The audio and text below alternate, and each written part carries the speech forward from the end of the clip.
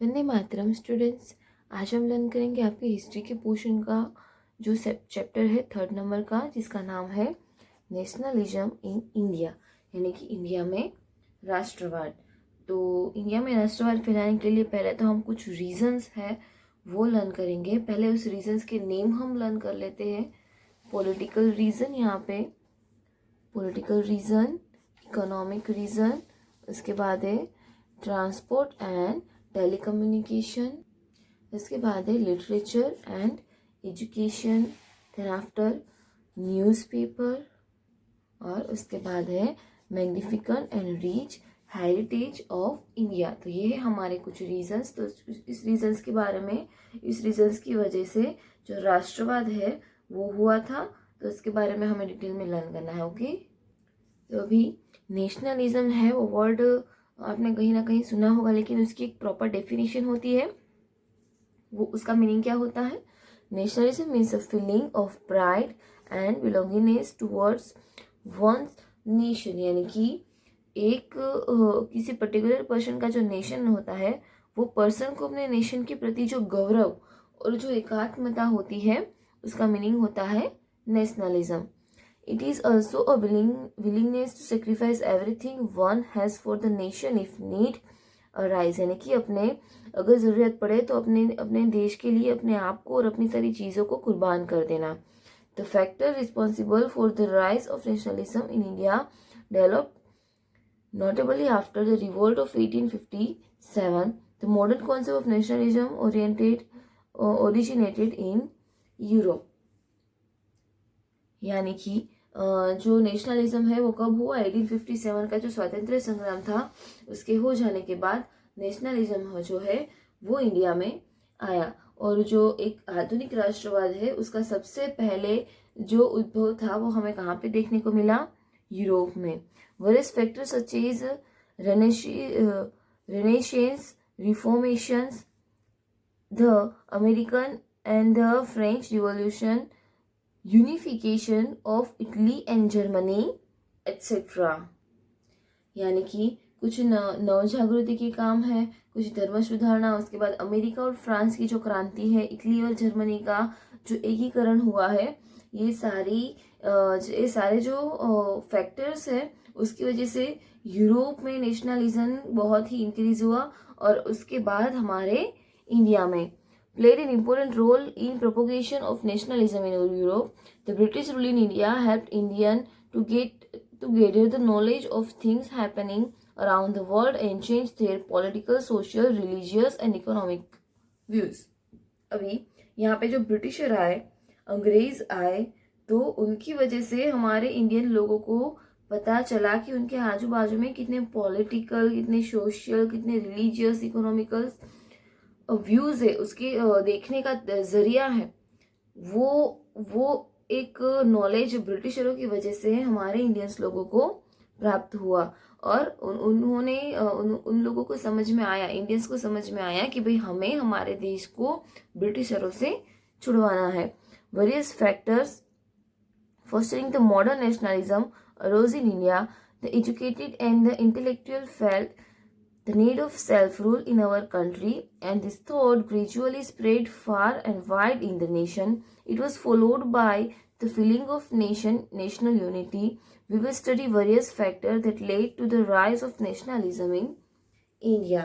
यानी कि अब हमारी कंट्री में सबको पता चला कि हमें स्वराज चाहिए, हमें अपना नेशन चाहिए। यहाँ पे fail the need of self rule, self rule का मीनिंग होता है स्वराज। सबको ऐसा लगा कि अभी हमें हमारा स्वराज चाहिए। तो ऐसे ही थिंकिंग के साथ हमारे देश के कुछ शिक्षित और कुछ बुद्धिमान लोग हैं, वो उन लोगों का ज्यादा से ज्यादा फैलावा होता गया और हमारे यहाँ पे देशवासियों के अंदर राष्ट्रीय एकता की भावना जागृत हुई। और उसके बाद अब हम लर्न करेंगे कुछ फैक्टर्स है जो कि नेशनलिज्म होने के लिए रिस्पॉन्सिबल है, उसके बारे में। First one is political reason. Political reason यानी कि राजकीय कारण। अभी ब्रिटिशरों का कुछ ऐसा फॉल्ट होगा वो हमारे इंडियंस को दिखा होगा, राइट? इसकी वजह से तो वो राजकीय कारण क्या है वो हमें देखना है।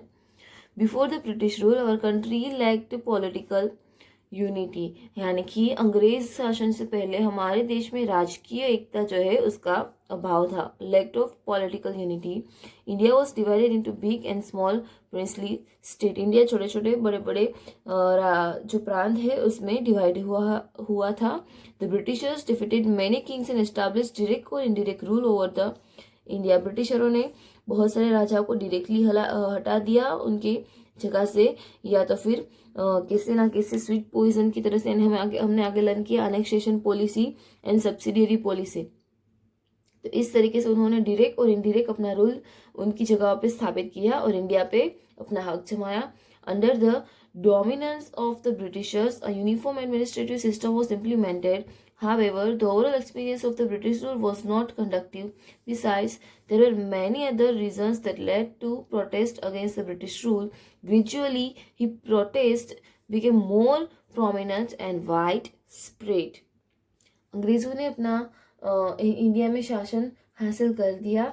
उसके बाद अंग्रेज़ों की देखरेख के अंडर में एक वहीवटी तंत्र अमल में आया और अंग्रेज शासन का जो एक्सपीरियंस है वो एकदम से अच्छा नहीं था। पहले पहले अच्छा होता था, उसके बाद वो बिगड़ जाता, यानी कि वो सेट होने के लिए सबके साथ अच्छा बिहेव करते थे अपने फ़ायदे के लिए, उसके बाद उनका बिहेवियर बिगड़ जाता था। ये बहुत सारे ऐसे रीजन है, उसकी वजह से अंग्रेज शासन के अगेंस्ट में एक उनका विरोध किया गया, उसका प्रोटेस्ट किया गया और साथ ही साथ ये जो प्रोटेस्ट है वो स्ट्रॉन्ग होता गया और एक नेशनलिज्म बन गया।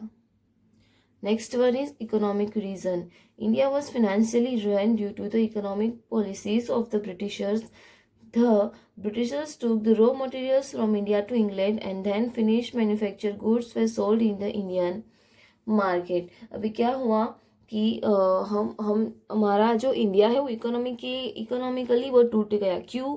क्योंकि ब्रिटिशर्स क्या करते थे, रॉ मटेरियल जो हमारे इंडिया से प्रोवाइड करते थे कोई भी चीज़ बनाने के लिए, वो इंग्लैंड लेके जाते थे, वहाँ पे वो चीज़ बनाते थे और फिर इंडिया में सेल करते, यानी कि इंडिया में पहले जो भाव से कोई चीज़ बिकती थी उससे बहुत ज़्यादा भाव में यहाँ पे इंडिया में वो चीज़ बिकने लगी। और क्या हुआ कि इंग्लैंड में जो रॉ मटेरियल है वो फ्री में प्रोवाइड होता गया, क्योंकि वो लोग जो है वो कुछ पैसे हमें देते नहीं थे। तो इंग्लैंड में रॉ मटेरियल फ्री में, वहाँ पे सिर्फ उसका मशीनरीज का मेंटेनेंस चार्ज लगाना था, बाकी सारी चीज़ें फ्री में बनती थी और वो इंडिया में आके डबल प्राइस से सेल करते थे, तो उनकी करेंसी बढ़ने लगी। The duty on the manufactures good import in India from England was negligible, various heavy taxes were levied on the commodities manufacture in India. अभी जो इंडिया से यहाँ पे माल लेके आने का जो चार्जेस होता है उसको हटाया गया, वो बहुत कम कर दिया गया और साथ ही साथ हमारे इंडिया से जो प्राइस, हमारे इंडिया से जो कोई भी चीज़ प्रोड्यूस होती थी उसका वो टैक्स बढ़ाया गया। As a result the Indian goods become more expensive than the imported goods, यानी कि हमारी जो इंडिया की चीज़ वस्तुएं थी इंडिया में प्रोड्यूस की गई, वो जो इम्पोर्टेड गुड्स यानी कि इम्पोर्ट की गई गुड्स यानी कि जो इंग्लैंड से बना हुआ माल है उससे ज़्यादा एक्सपेंसिव बनती गई। In this cutthroat competition, the handicraft and the cottage industries of India could not sustain itself. यानी कि हैंडीक्राफ्ट एंड कॉटेज इंडस्ट्री से जो छोटे छोटे गृह उद्योग और जो हाथ भरत के उद्योग थे तो वो टूट गए, वो इंग्लैंड के सामने खड़े नहीं रह सके। मेनी असिस्टेंट बिकम अनएम्प्लॉयड, बहुत सारे लोग बेरोजगार हो गए। So the Indians realise that it was the British policy to prosperous England at the cost of Indian economy. This fostered the feeling of nationalism in the people of India. और इसके बाद हमारे इंडियंस लोगों को समझ में आया कि अंग्रेजों की चाल है हमें तोड़ने के लिए, हमारी इकोनॉमी तोड़ने के लिए, और बहुत सारे लोग बेरोजगार भी हो गए थे। तो इसकी वजह से सबके अंदर एक आक्रोश हो गया और उसकी वजह से नेशनलिज्म की फीलिंग सब में आई। Next one is transport and telecommunication. The railway, telegraph, post, land, waterways, etc. were developed in India by the British for the military, economically and political reason. अंग्रेजों ने अपने फायदे के लिए, अपने कुछ लश्करी काम के लिए, इकोनॉमिकली काम के लिए, पॉलिटिकल काम के लिए railway, telegraph, post, land and waterways system को चालू किया था। However, it turned out to be a boon in disguise for the Indians. यानी कि अंग्रेजों ने अपने लिए शुरू किया था, लेकिन उसका लाभ हमारे इंडियंस को भी मिला। People came closer to one another due to the development of these facilities. इस फैसिलिटीज की वजह से क्या हुआ कि लोग एक दूसरे के नजदीक आने लगे। अभी के समय में जो है फोन है, मैसेजेस है, व्हाट्सएप है, एप्लीकेशन है बहुत सारी, उसकी वजह से क्या होता है, कुछ भी चीज होती है तो तुरंत वो फैल जाती है, हमें उसकी न्यूज मिल जाती है कि भाई यहाँ पे यहाँ हुआ था। और पहले क्या था, पहले ऐसा नहीं था, लोग एक दूसरे को लेटर लिखते थे। अगर कोई इंसिडेंस हुआ है तो वो उसको ना पहले लेटर लिख के बहुत दिनों तक पहुंचने भी बहुत बहुत ज़्यादा टाइम लगता था, और फिर कभी कभी तो कुछ खबरें लोगों को मिलती तक नहीं थी। तो उसकी वजह से हमारे लोगों के विचार एक दूसरे के साथ शेयर नहीं होते थे। तो जैसे जैसे रेलवे, टेलीग्राफ, पोस्ट और ये सारी फैसिलिटीज शुरू हुई ना, तो लोग एक दूसरे के नजदीक आने लगे, लोग एक दूसरे से अपने आइडियाज शेयर करने लगे, अपनी बातें शेयर करने लगे और नए आइडियाज अराइज होने लगे। Mobility of intellectuals, artists and business class increased and they started exchanging thoughts and opinions.